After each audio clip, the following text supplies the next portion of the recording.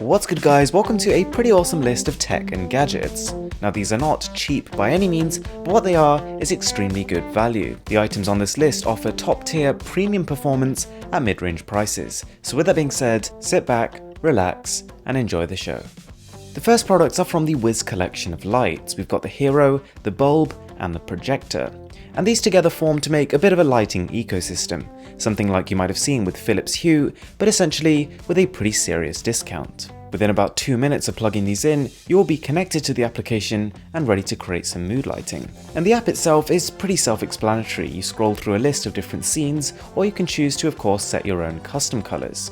And there's a nice set of options here. The lights are capable of 16 million different colours, as well as 64,000 different shades of white. Now I do think compared to their more expensive counterparts, the build quality on this range is a little bit more on the plasticky side, but in terms of lighting quantity, evenness, vibrancy, and even the functionality of the app, there is very little difference. Alright, now we've got a product that I was surprisingly excited to tell you guys about. This is the DOS Traveler.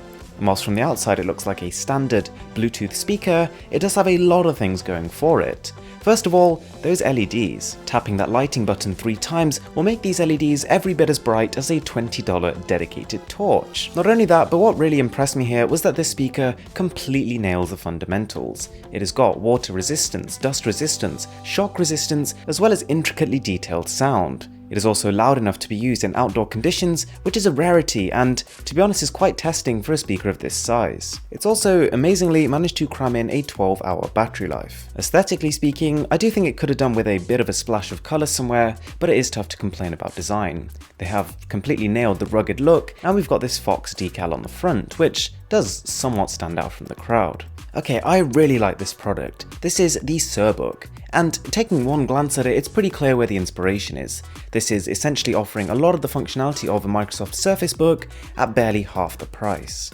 And there is so much going for it. We've got this detachable keyboard which effectively makes it a 2-in-1 system, and it's good. It's got a high quality fabric finish, the typing experience is tactile and fast. I would say the actuation force to press the trackpad is a little bit high, but it is tough to complain. It's also got stereo speakers, it supports USB Type-A as well as USB Type-C, and it has a 2K display on there. I'd say the material on the back doesn't feel quite as high quality as its more expensive counterparts, but it does also have a very solid kickstand, which does not feel like it's gonna budge. Now being a 2-in-1 machine, that of course means the tablet can be detached from the keyboard and used independently. And it feels great. I mean, don't get me wrong, it's not the most responsive or vibrant display. There are some sizable bezels here, and it's also a heavy tablet, definitely a two-handed experience, but it definitely feels snappy, and for the price we're paying here, it almost feels like you're cheating.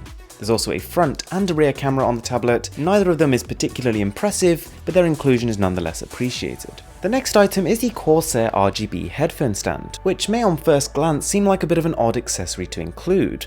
But for me, this has solved so many desktop problems in one. Not only can you of course place your headphones on here, but you can also plug them into the stand itself. And because the stand is connected to your PC, through the stand, you can enjoy 7.1 surround sound audio. On top of that, it serves as a 2-port USB 3.1 hub, which gives you fast charging capabilities as well as fast data transfer. What's also pretty cool is this thing has 9 different lighting zones. So when you download the required application from your PC, you can set up different lighting profiles. Okay guys, so now we have a product that is going to make the DOS Traveler speaker look like a bit of a children's toy.